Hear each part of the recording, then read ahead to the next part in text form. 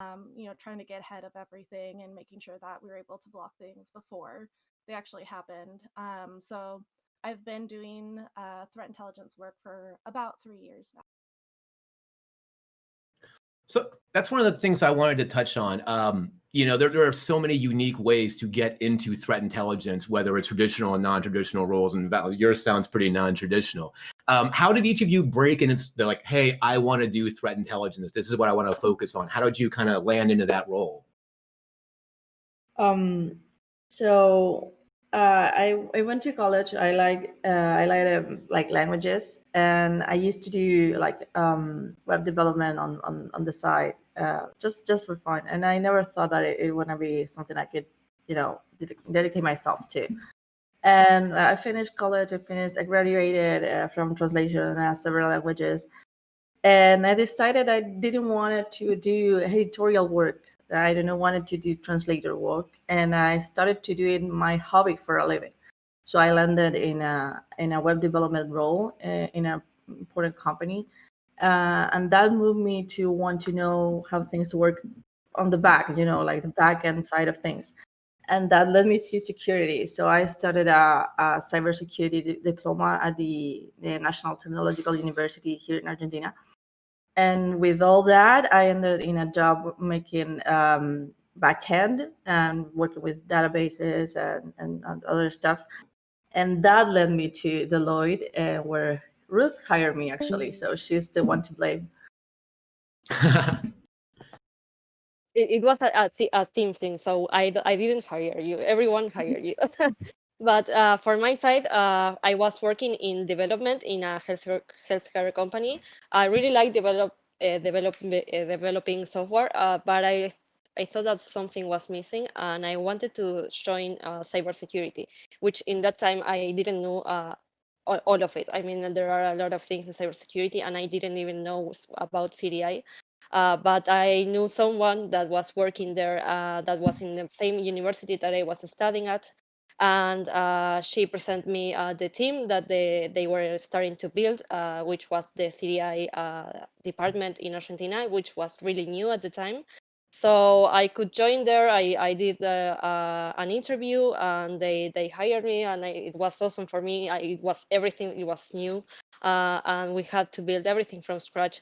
So I learned a lot in the process, and that led me to build a thread library, which is one of the projects that we started developing also with Valentina, that we presented last year in Attack.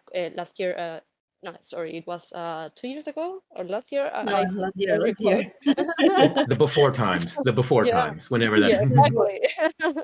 So we started with the library, which is a knowledge base of threat actors that the CDI field helped me to build, and everything. It was new at the time, and I enjoyed a lot the process of it. That's fantastic. Lauren? Yeah, so I kind of took a traditional route. I actually went to school for networking. It was basically a 4-year degree for get your CCNA. And one summer I spent running wires through an attic, and I was like, this is not for me. I do not want to crawl around attic spaces. And actually my professor at the time, Wes Spencer, kind of introduced me to security. So I made my own degree, went the traditional SOC route, and then went through IR. And I was like, look, there's got to be more. I'm sick of coming in after attackers have been here and ravaged networks. And it's just, you burn out really quick. So I pivoted into threat hunting, which has a lot of CTI elements in it and necessary. So I've been doing CTI in practice for a long time. It's just, this is the first time I've been doing it in name. That's what I'm responsible for. Okay. So Lauren, you're at a pretty large insurance broker, yeah? That Yep. threat landscape is different than other verticals. What are you seeing for risk management insurance brokers? What's the threat landscape like? Yeah, so we're in an interesting position. Technically, we're in the financial vertical, right? So anything that your big banks, people in the FI space, we're seeing. But it's also interesting because we have a wealth of different customers, which means at any point in time, we could be seeing overlap from the healthcare industry, from the other clients that we support. Of course, we're a vendor for some other large corporations, and that's how Target was attacked, right? Originally, as they went after a vendor. So it's very common, but mostly we're seeing stuff that you're seeing in the financial industry, and then of course globally as well. We're a global company. It's a hodgepodge of everything right now. The threats that we're seeing in our EMEA landscape are very different than our NASA landscape right now. It's a good segue. Let's not picking on you, Kelsey. So Target has, in my opinion, one of the best commercial threat intelligence teams out there, and I think it's a result of kind of building that up.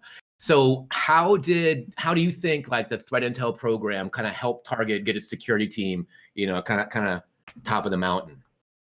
Yeah, so I actually wasn't there when all of that occurred, but based on how everything's formed and how everything's been built up, it's really been a result of that breach back in 2013.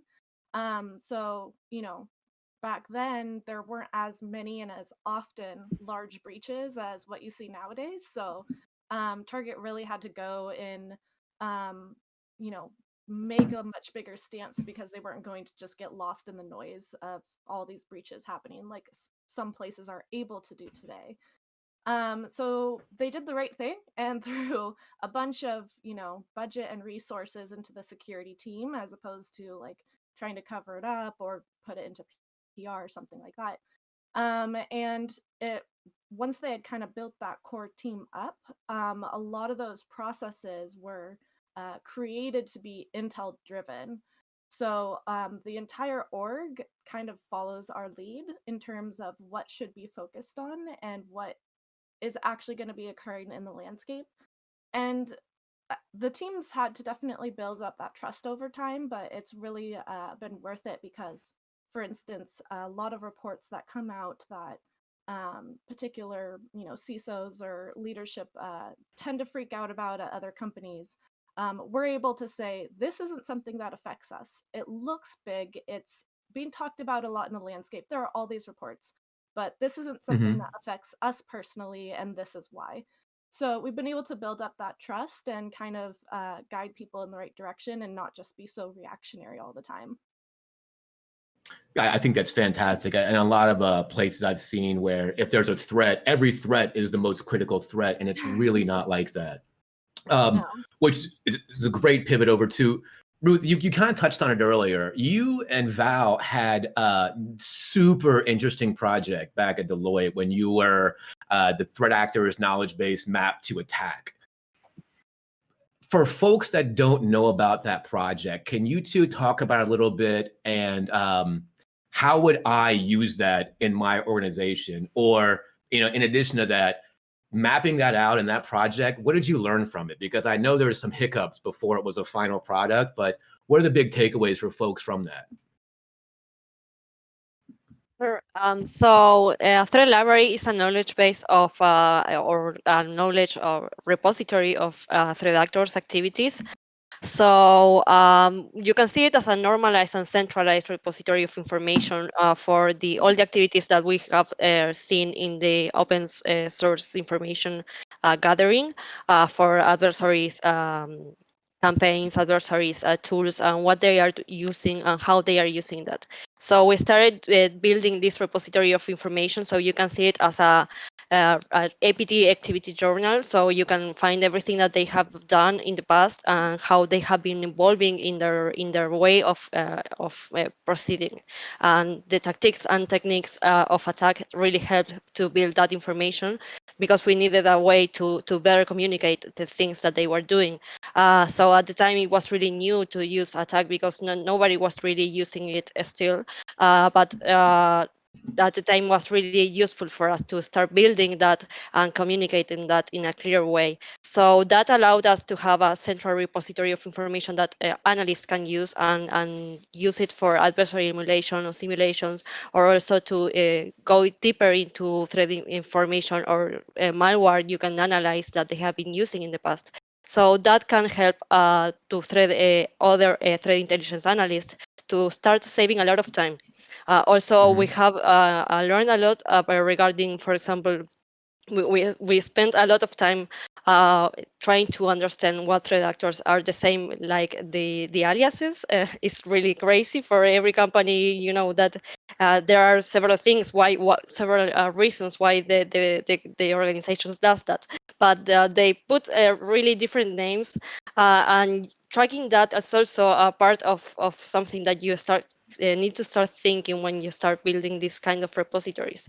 So starting working with a lot of information from different vendors and different sources is really difficult sometimes. And at first we thought that was going to be easier, but it wasn't. So then Valentina really helped us to build that and to better communicate also to clients and to leverage that information.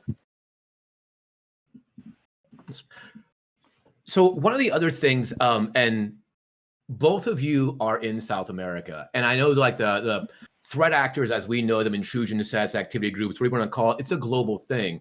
But I would, and like this is the easiest guess ever, the threat landscape in South America is different, or Latin America is different than it is in the U.S.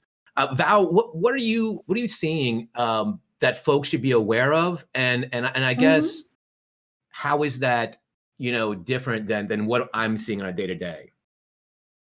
Yes. So yes, it's true that our situation is particular.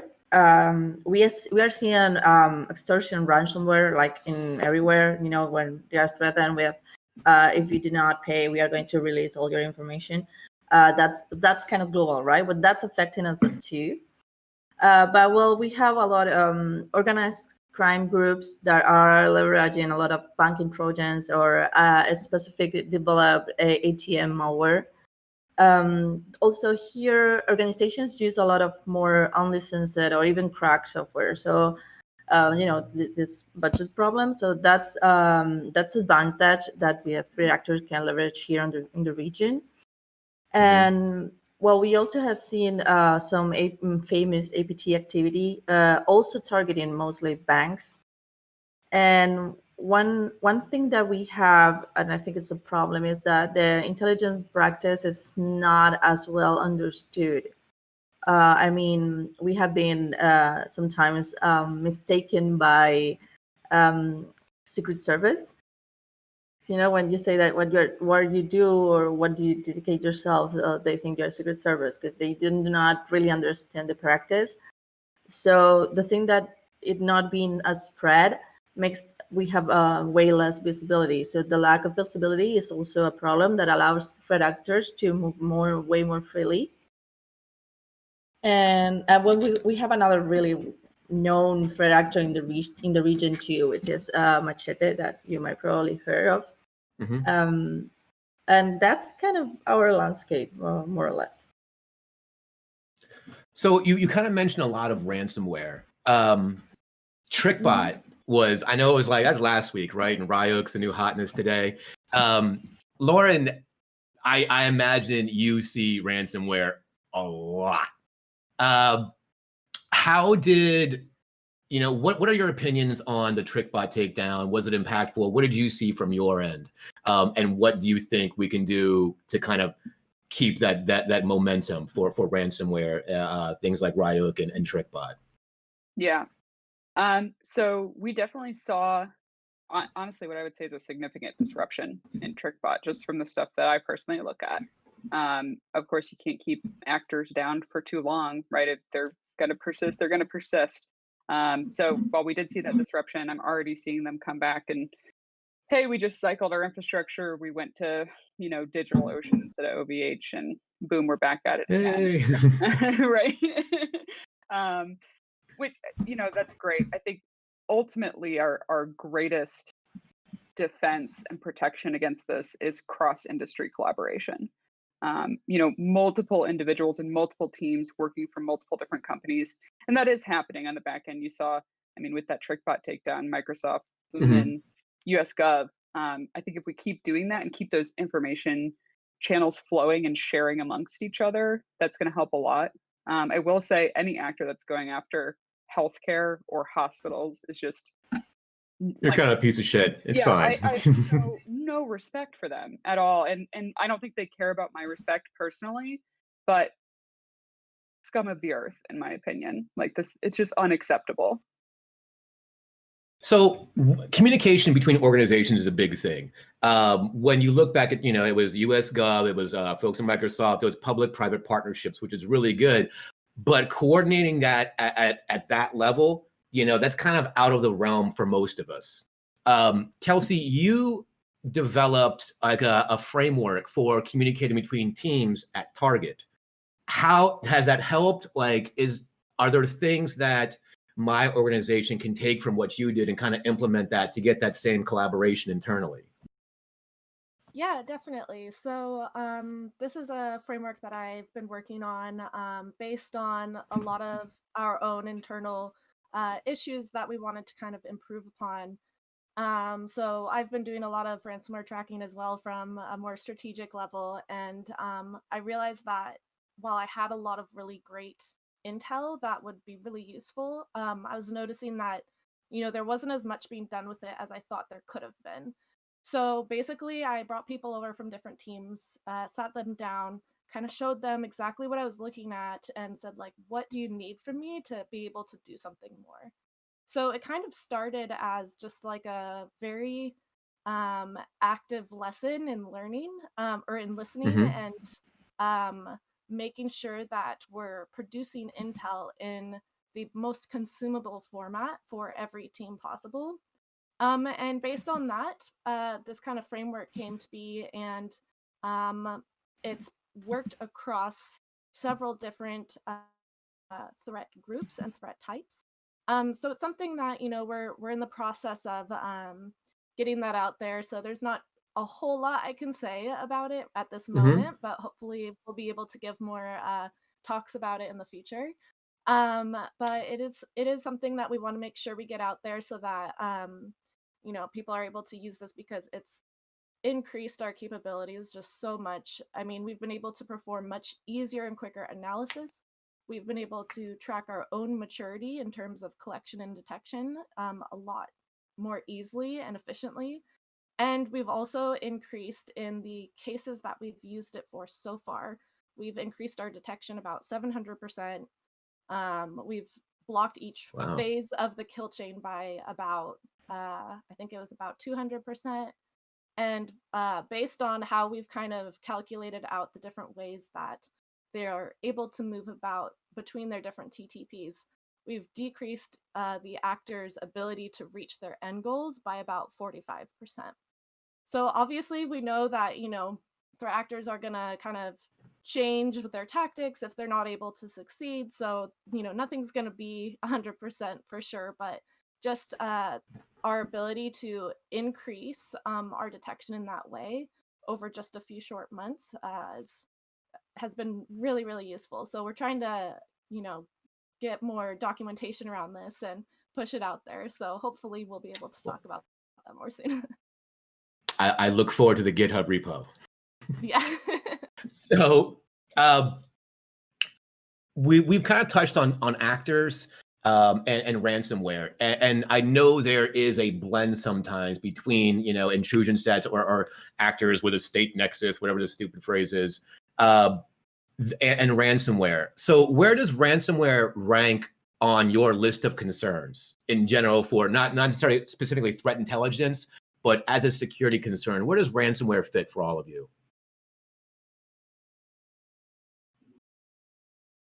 Oh, start with Val.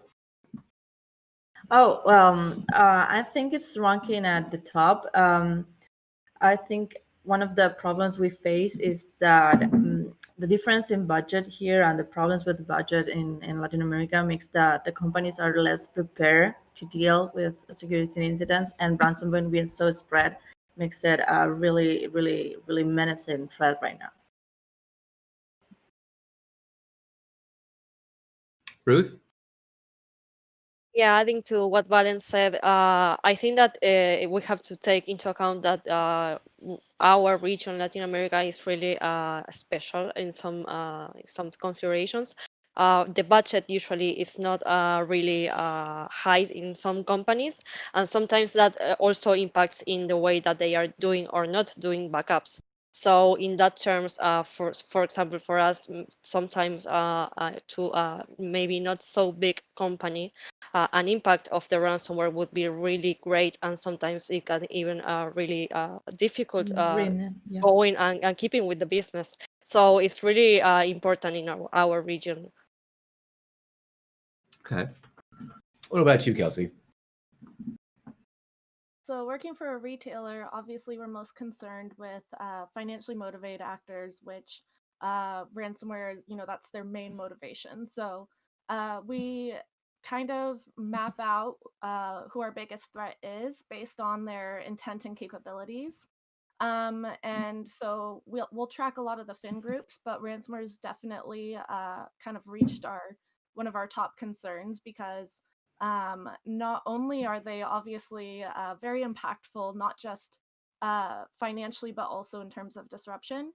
But they're also really starting to upskill in how they're performing attacks.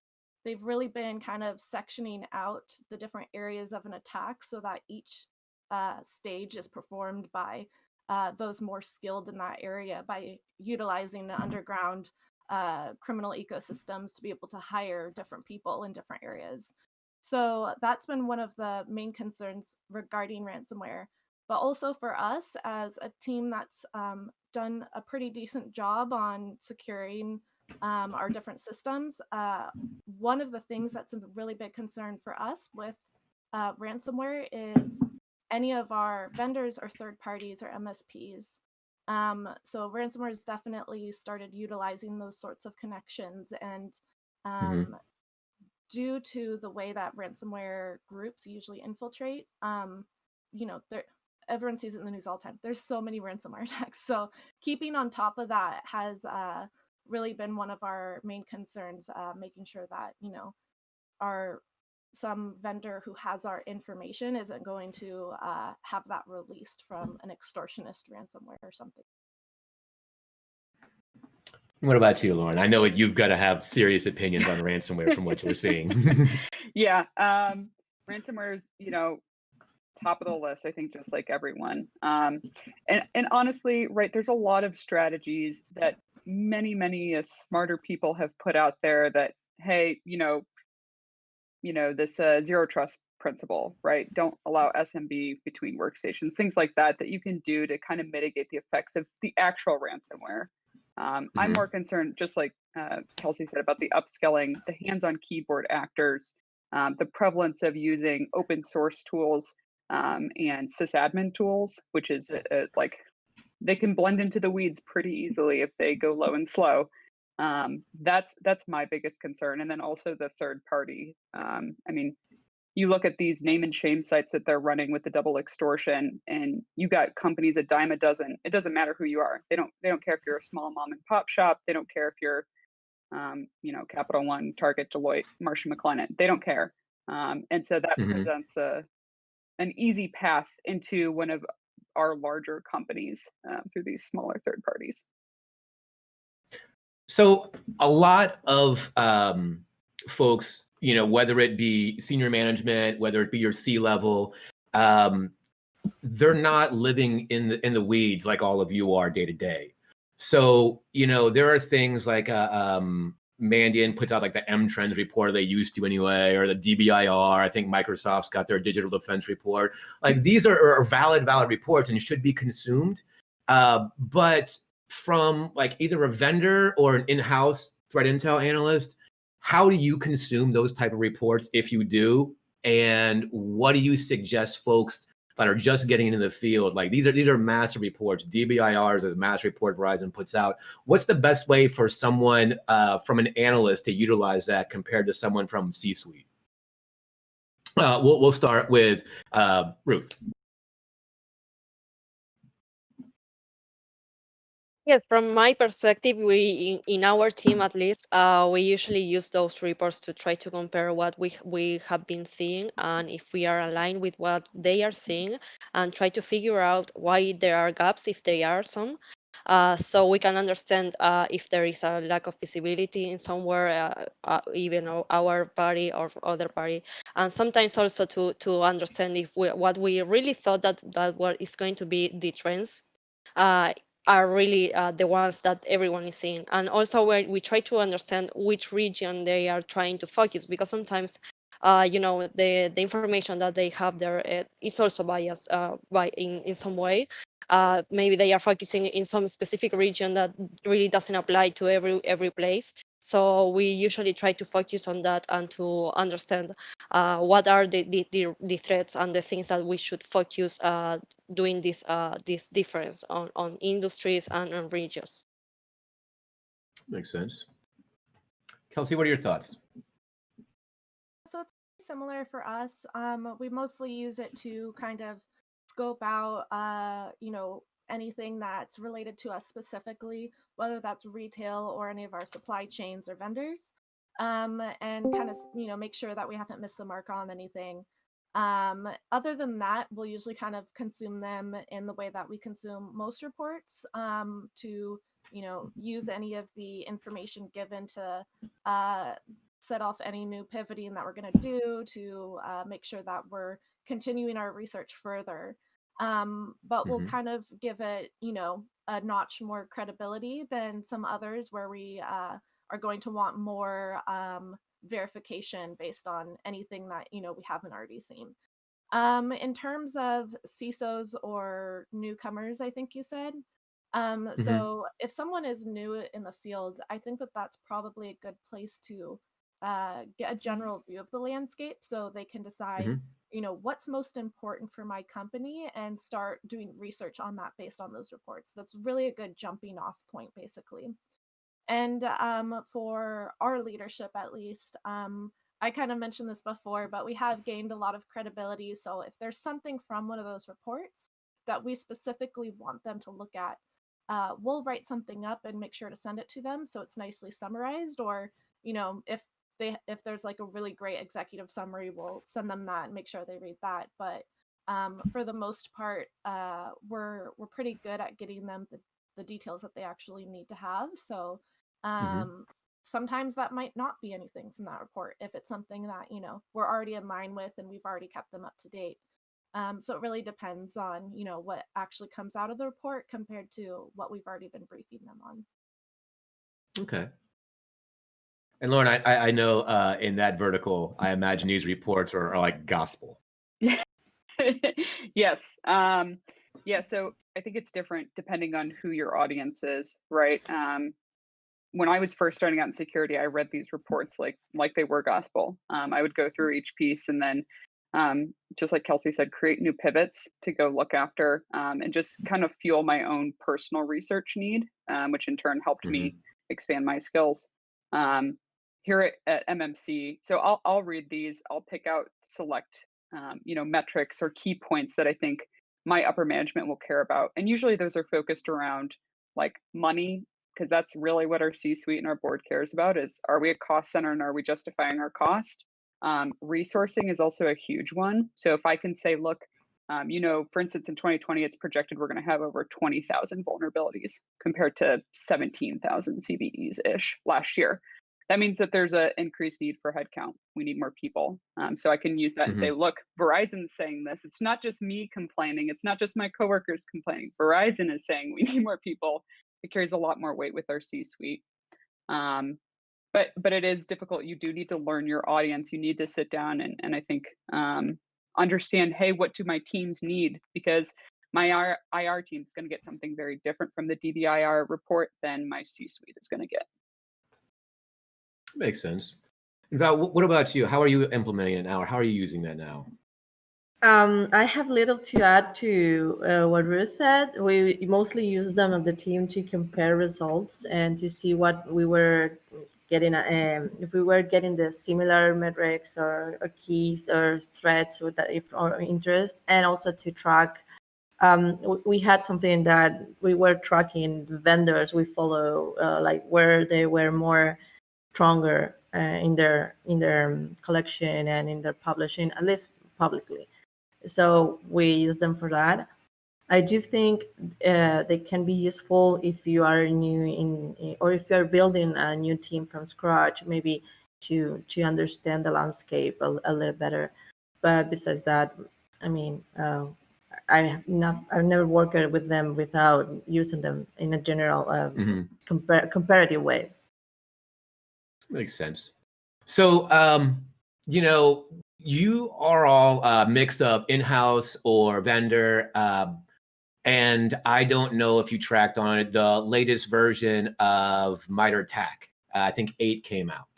Is that something you lean on heavily like everybody else does? Or you're like, it's stupid, I don't want to use it. What are your thoughts on the MITRE ATT&CK framework overall? And, the latest version, if you had a chance to play with it at all? I'll start with Lauren. Yeah, so I love attack. And asterisk there, right? Attack does not cover everything, and you should not assume that it covers everything. There are things that are going to be missing, or there's going to be things that you need to add that are specific to your environment. For me, the biggest value of attack is I've got a common way to talk to other people in CTI and in Hunt, and I can say, look, we're speaking the same language. And it also offers a really, really great opportunity to say, hey, some of this I can communicate up to my C level, and they will care about actions on objectives, or they're gonna know what command and control is. Whereas for our IR teams, our Hunt teams, they're actually going to care about how did the C2 happen, what channels. So it's great. I think it's one tool in the toolkit. I think it's okay to rely on it, but also understand that you need to make sure that's not your only source of information, and you're not using it to avoid any gaps or overlooking things. Okay. Well, what do you think? I think I want to highlight attack like communication tool. I think is the most powerful thing about it. It gives us a common language to understand each other, and also to put things in a simple way to people that is not in security. And that's, I think sometimes we do not realize how alien what we talk about sound for people that is not in security. And attack help you make people visualize it. I like a lot the metaphor of attack like a board game in which we are playing against the threat actor, and the threat actor has and you can show, maybe using the navigator or something, and you can show how that games go, and make it clear for the other kind of understand what you're talking about. And also I think it's very important that you can build on top of the framework. So you can actually, if attack did not fulfill all your needs, you didn't have to constrain yourself. You can build on top, and you can make it bigger, which was something Ruth and I highlighted in a presentation. And actually, Ruth, when Ruth decided to use attack, the project was a baby, and we were starting on growing on top of it. So I think we had time. Well, let Ruth explain that, because she's gonna do it better. Not adding to that, you can build upon it.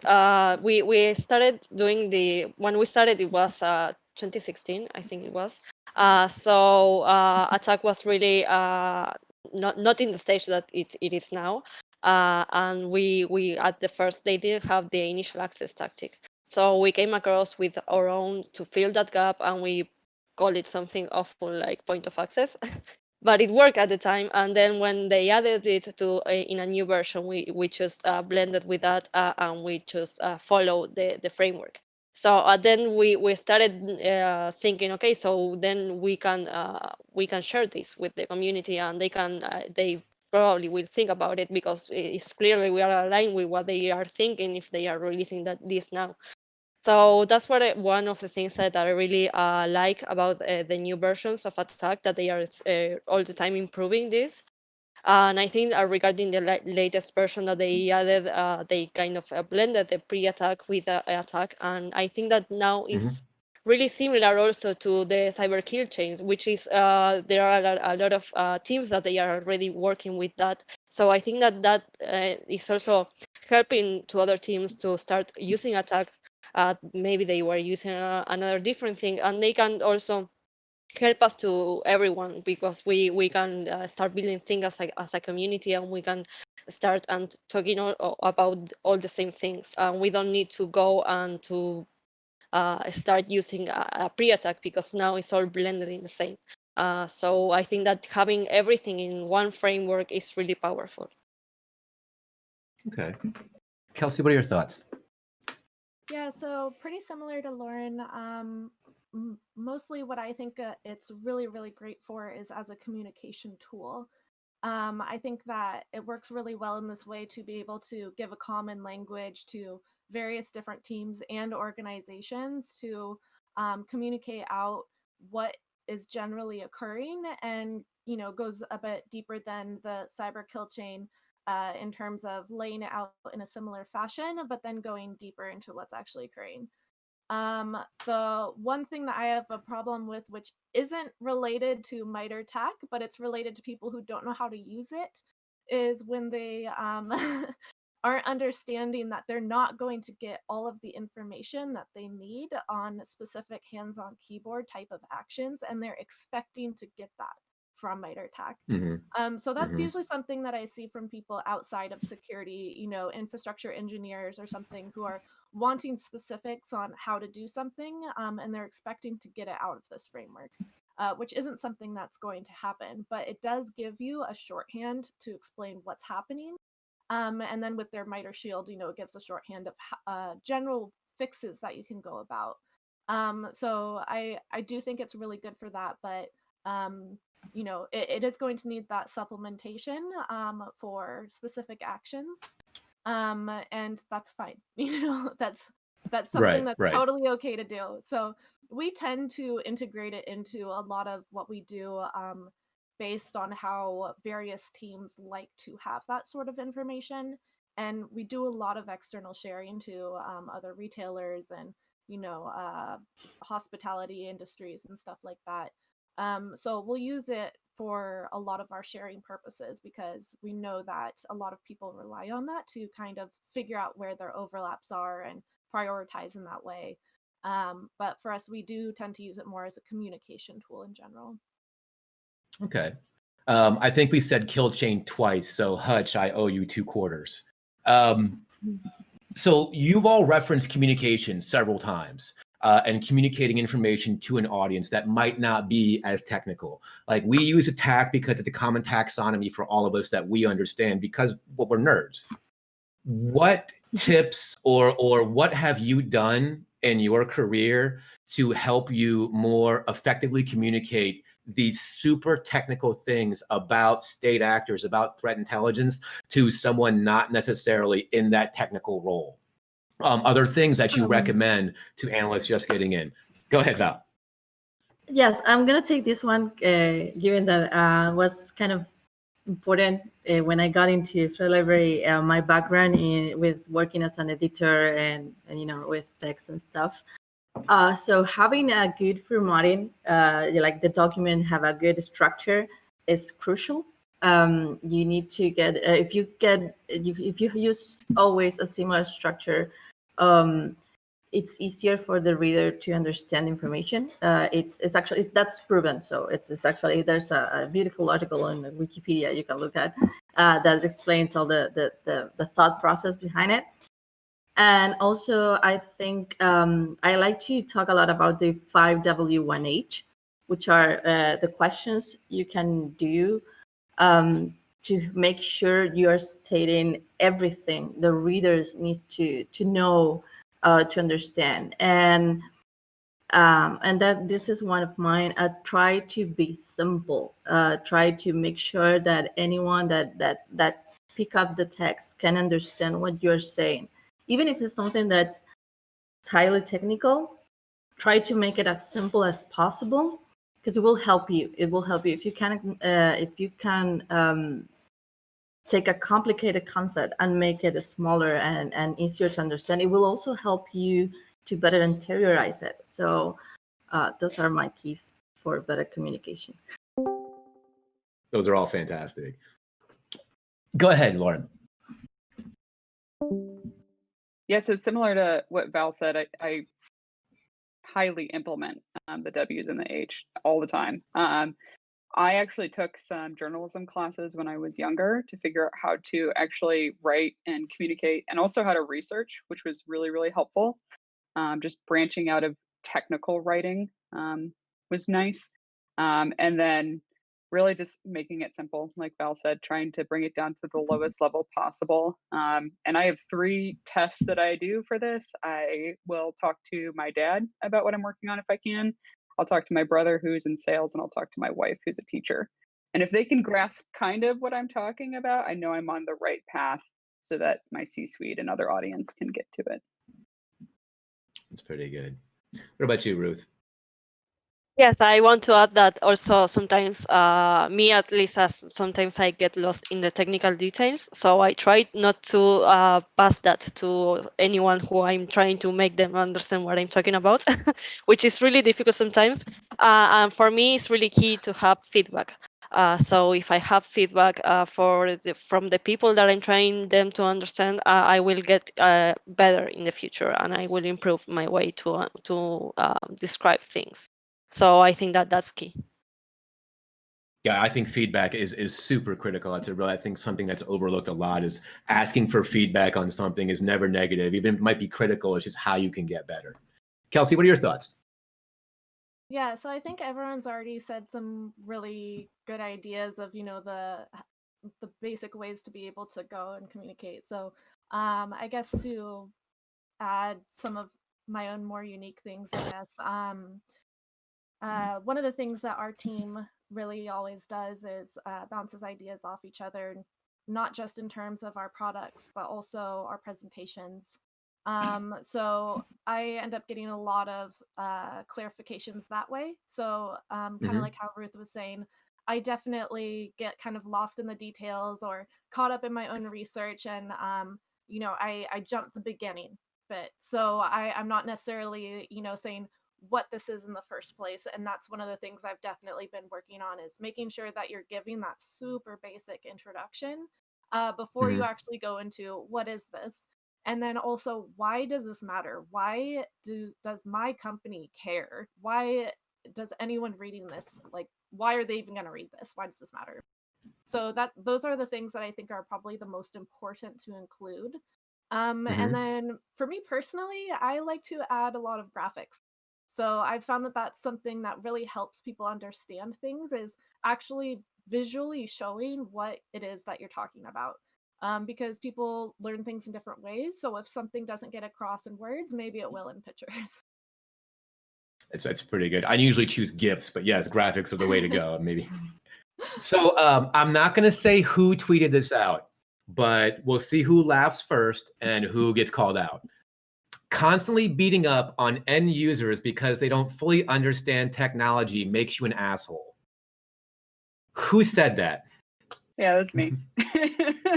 So I'm not disagreeing, right? We go back to we speak a very technical language. We live in a very technical world. So what can threat intelligence do to make things like security awareness training, phishing training, make these exercises more effective without kind of like just beating up on the user? We've all done phishing tests where like, hey, you clicked on this, you're a dum-dum. That is not the way to go about this. So what do you think, or how can threat intelligence drive security training outcomes? Yeah, so I think, and we'll start. Go ahead. I was gonna say, With you, Miss Sweary Pants. I know, I try not to swear too much, but really, if you keep blaming end users and you're like, hey, this is all your fault, and my life would be so much easier without them, like, you're a dick. Like, honestly, I would not have a job if those end users didn't click on that phishing email, just like straight up. So you also have to understand there's a psychology element to it. Not everybody is as hyper technical as us. And also, when you come at people and attack them, our natural inclination is to go on the defense. Like, I never want to admit I'm wrong. I know I'm wrong a lot of times. But saying like, hey, Lauren, you're wrong. And be like, no, I'm going to dig my heels in and argue with you.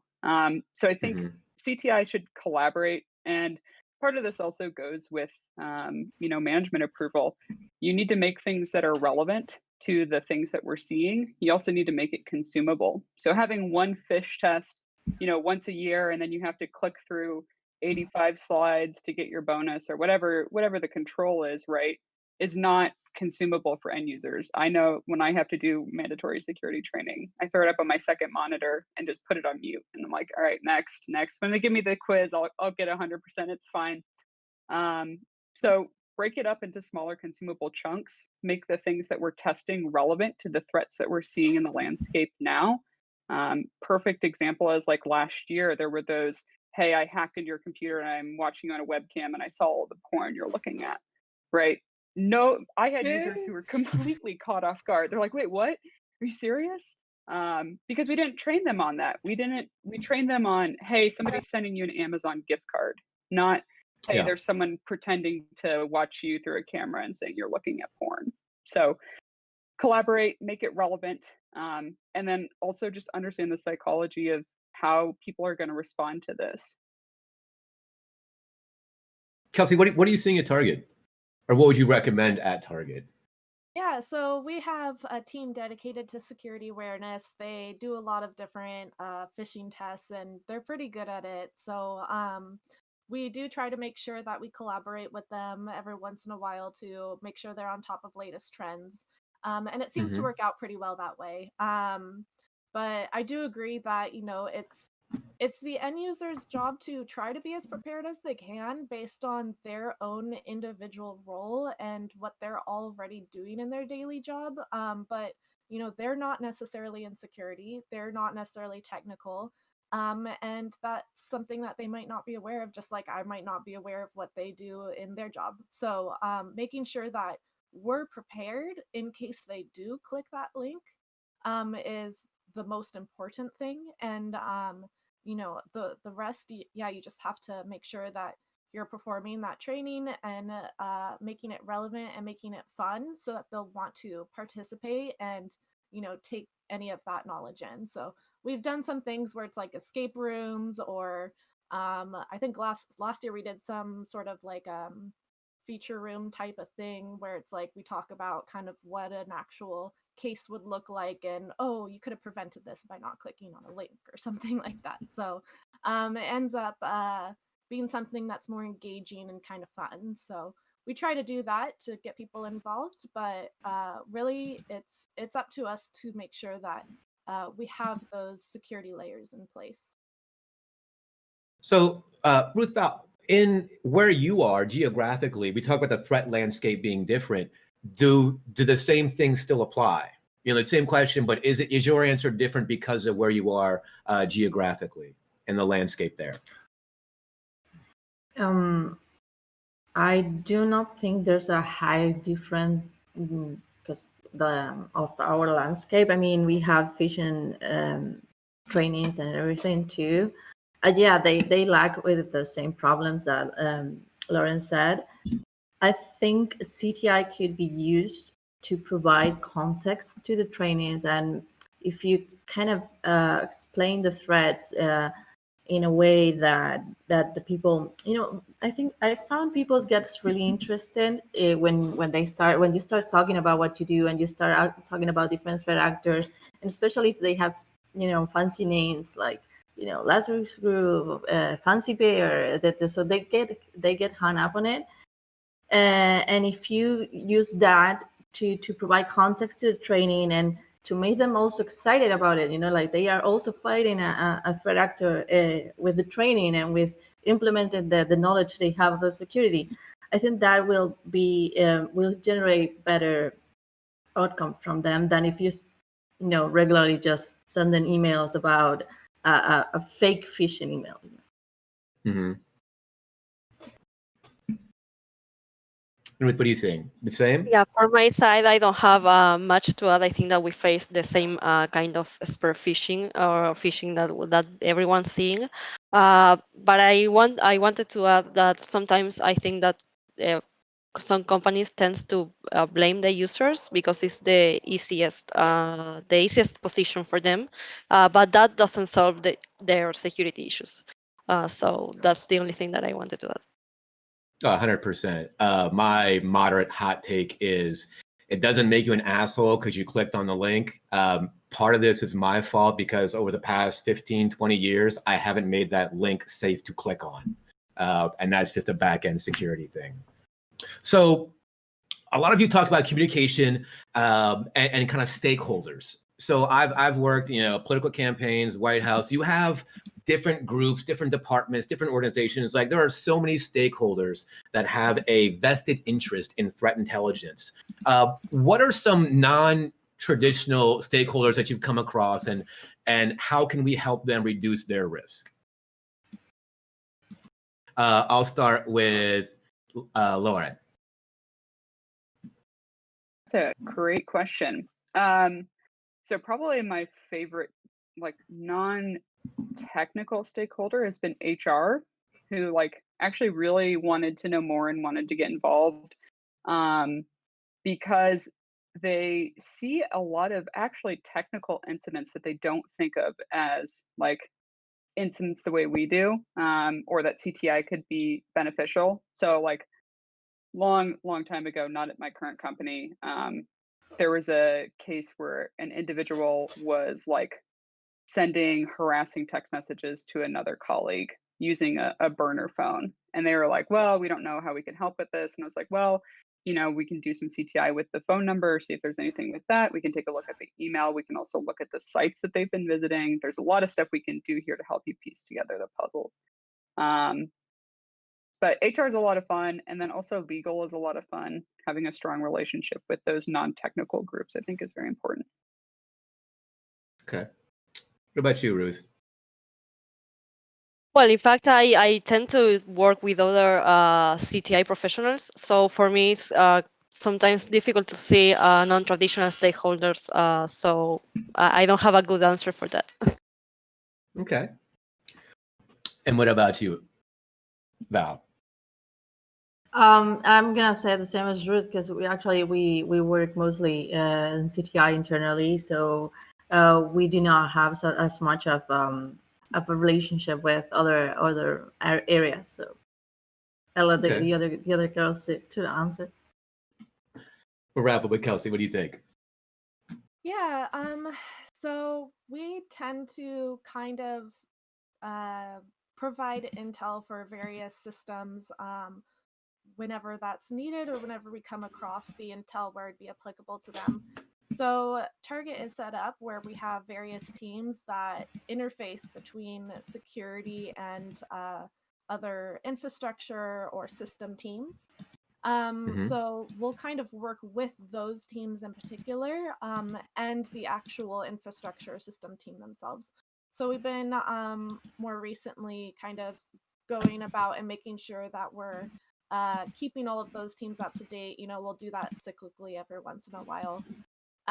So in terms of a particular team, I don't know if there's one that I'd point out in particular, but that's always fun to do, to kind of make sure that you're getting that team engaged and thinking about things in a security mindset.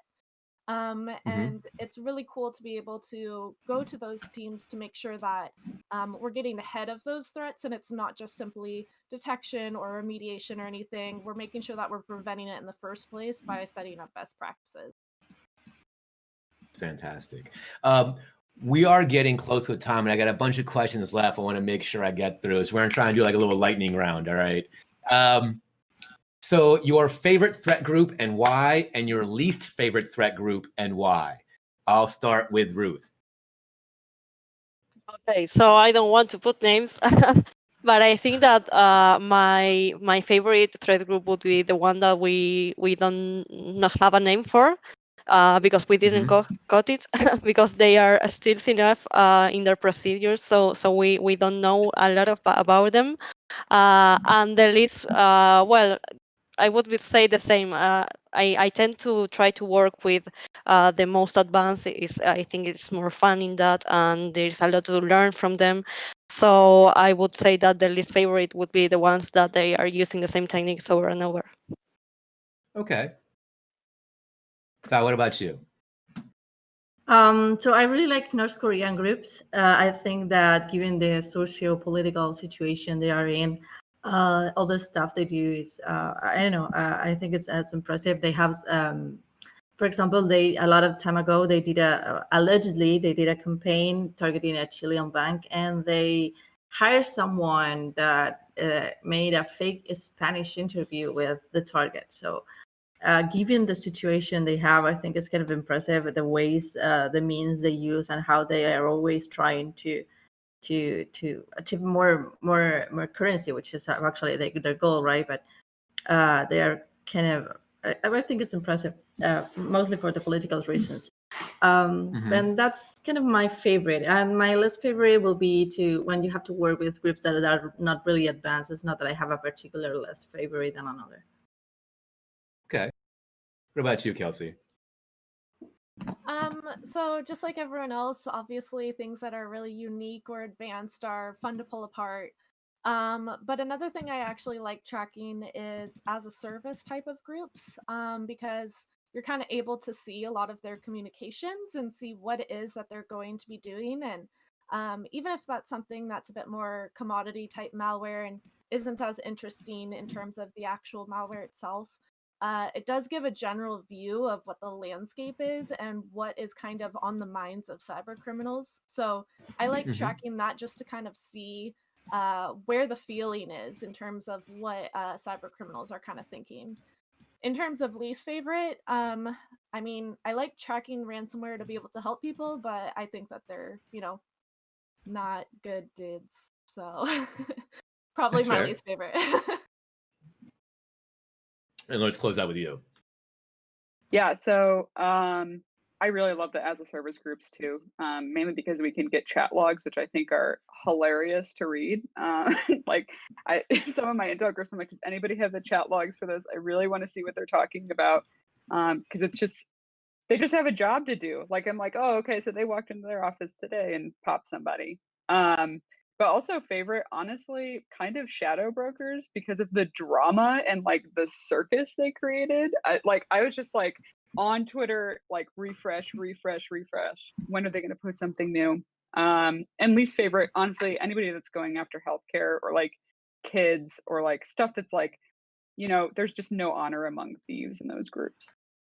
That's great. Yeah, the same. I think my least favorite would definitely be any ransomware group targeting healthcare.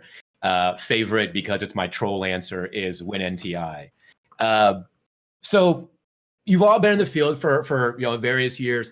What is your favorite thing so far, or favorite experience that you've had while working in threat intelligence? I'll start with Kelsey. Let's see. I mean, it might sound cheesy, but I really do like helping prevent any of these attacks and helping people get ahead of things. So that's our job, and I really, really enjoy doing it. So some of my most favorite experiences have been actually being able to help prevent those attacks. If you see something that was because of something that you researched or your intel, and you see that it's prevented based on those rules that you helped create, that's really cool. And then kind of the flip side of that, based on a lot of research and investigations and working with law enforcement, when you're able to kind of get one of those guys put away, that's always a great feeling. Val, what about you? Sorry, me? Yeah. Your favorite experience or thing that you've done so far in the threat intel field? Experience. Yes. I really liked going to conferences. Honestly, I think that was really my favorite thing. With Ruth last year, we went to a lot of conferences, and we have such a great time. And we met so many interesting people, and people that help you, that make that they provide their knowledge and they help you grow too. And I found everyone that we met was really welcoming, and I don't know, I think that was my better experience. And what about you, Ruth? Yeah, from my side, when I started working in CDI, I really didn't know what it was. So for me, when I found out that this is such a multidisciplinary field, I found out it's really interesting. because you don't only get to know the technical side of everything, but you start to see behind the curtains, right?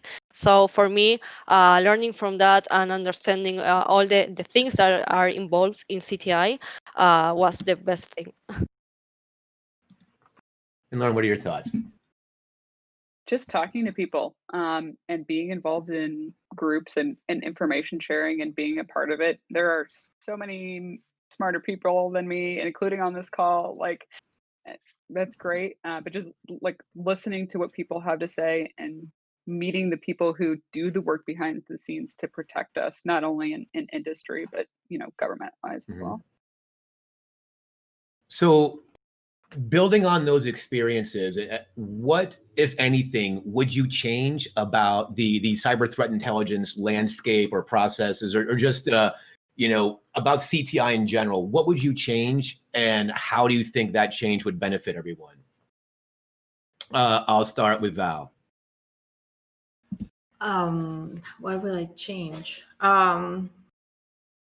I don't think there's something in particular that I will change. I think I know I mean, CTI comes from the intelligence practice, which has been running for a long time and takes a lot of things from it, from the theory of it.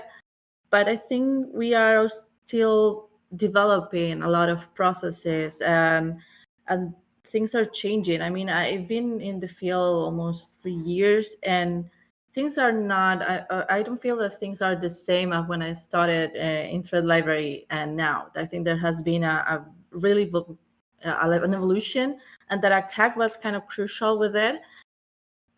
So I think there's more things are already are still in development, and we need more time for them to settle, and then say, maybe I will think this could be better down this way or that way. But that's my take. Okay. What do you think, Lauren? It's hard to say because it's constantly changing. Like Pal said, I think it's changed enormously, even in the last 6 months, as we've seen. Like 6 minutes. Right. As like everything changes, the landscape's constantly changing, which is great for me. I love being constantly challenged. The only piece that kind of gives me some heartburn sometimes is the focus on individuals who have been in those 3-letter agencies, and like, hey, if you're not from there, can't join this club. And in some circles of CTI, I think there's been a lot of opening up of that. But I think you can do intel even if you didn't go through the FBI or CIA or anything like that. Might take you a little longer, but you can. That's true. What do you think, Ruth? Well, I think that CTI has been there for not really a long time. So if you ask me a couple of years before, I would say that one of the hardest things on CTI is to communicate and to make understand how useful it is to have it. So I would say a common language, but now attack is already a thing. So now I think that we only should improve and start using those things, mainly at least in our region, which is maybe not as in used as in the United States, for example. But I think that having that has been a really key thing, and we have to now start using it. That makes sense. Kelsey, what are your thoughts? Yeah, so kind of like everyone else was saying, it's definitely been a lot of changes over the last few years. So something that I kind of hope stays integrated with those changes is the ability for everyone to continue just listening. So I think one thing that's pretty common, especially because CTI is such a new field in private industries, a lot of professionals have had to kind of take a stand as an expert, because it's the way that they get their voice heard and the way that they're able to communicate their intel out and actually have it listened to. But I think the flip side of that in particular cases is, kind of shutting off the listening aspect of that. So I always try to go into every situation assuming that I know less than everyone else, even if it's something I know a lot about. And the thing that's helped me with is I've been one of the people who, absorbs a ton from people who are trying to explain things to me or something like that. And if I already knew it, great. And if I didn't, I learned something. So I think that, the more that people kind of take that approach, the more that our industry is going to be able to grow a lot quicker and more efficiently, and have a lot more intel sharing in general, because we're all kind of in the same community trying to fight against cybercrime together. Mm-hmm. So before I preface the next question, Corporate Daddy Splunk, I love you. Thank you for letting me do this. I am not looking to leave. But there's a lot of folks out there that are looking to transition to threat intelligence, or perhaps move to companies like Target, like Deloitte. One, are any of your teams hiring? Two, I would love to work for any of you, for all of you. If you were interviewing a threat intelligence analyst, what are the key things you're looking for to bring someone onto your team? And I'll start with Ruth. Yes, so we are always looking for new people or for new talent, because it's something that is growing and it's not going to stop growing. I think. So one of the things that I think that are really key, other than the technical capacities and the capabilities that they have, or the knowledge even that they have, we tend to sometimes, at least in our team, to hire people that is new in the field. So one of the main things that I try to see if they like to learn new stuff. So they have to be able to all the time going through new stuff and going through the new tendencies and new information. So if you don't have that curiosity in place, I think that's something that you can teach. So I think that's key, and it's one of the main things that I look in people. Okay. Val, what about you? Well, I think I did a couple of interviews with Ruth, and we looked for people that was, well, the curiosity, obviously, and also that was interested in the political landscape. We consider that as like a plus, if you are on top of the news, and if you like to read also, no matter if it's technical or not. And one thing I like to add is everyone wants seniors. And as Ruth said, our team is kind of used to hire juniors. Like they hired me when I was not, I had no security background besides the university. And I think that's important too, and not to close to people that is only from the engineer background or the computer science background, because CTI is interdisciplinary, and the higher the interdisciplinary people you have, the higher the quality. That's my take. What about you, Lauren?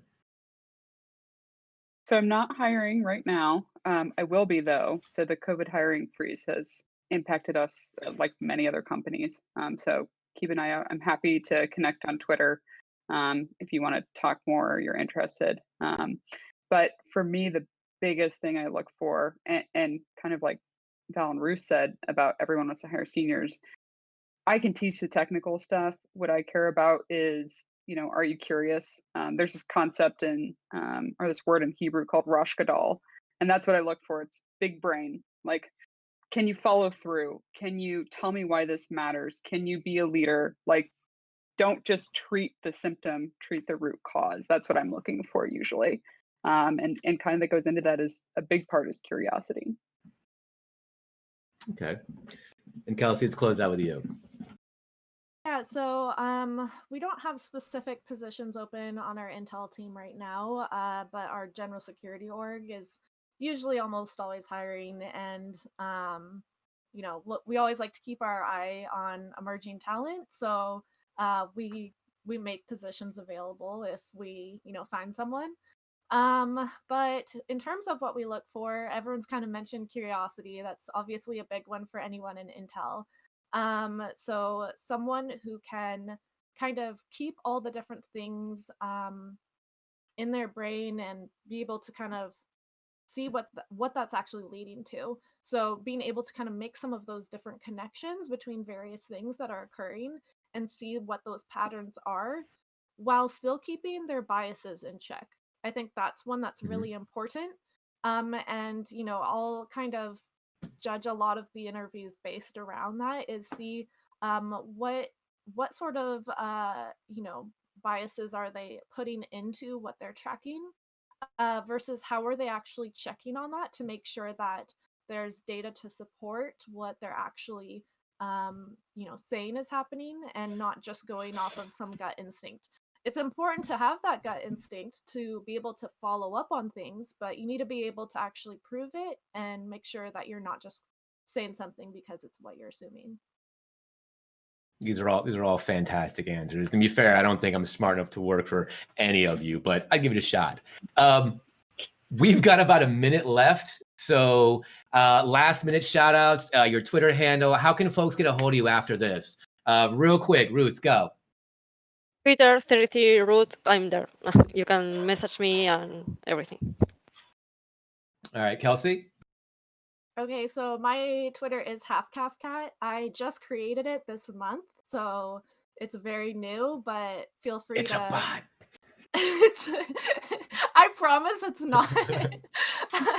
I've only just started sharing a lot of. I've only just gotten the okay to share a lot of my stuff out, so decided I should probably have a Twitter, and feel free to contact me on there and watch me tweet into the void. All right, Lauren. Yeah, Twitter's best place for me. I'm Jonton Biller on there, which is like nobody knows how to spell correctly. It's fine. Just go look at the Blue Team Village. They've tagged me. They got it right. Otherwise, my personal website's laurenproehl.com, and you can email me through there. Awesome. And we'll close out with that. I'm Fiery Termite. I'm tagged in the Blue Team Village publication, so you can find me there. And if not, you can find me in LinkedIn by Valentia Palacin, which is my whole name, and my DMs are always open. Awesome. Well, I think that is close to the end of our time. Thank you all so much. This has been such a great panel, and I'm super happy that I got a chance to chat with all of you over the past hour. I don't know. I've got nothing else much. Like, go wash your hands, go vote if you can, wear masks, and find all of these incredibly talented ladies after this and go work for any one of them. It's a fantastic opportunity. And again, thank you for taking the time. Thank you for your time too. Thanks all. Yeah, thank Join you. us.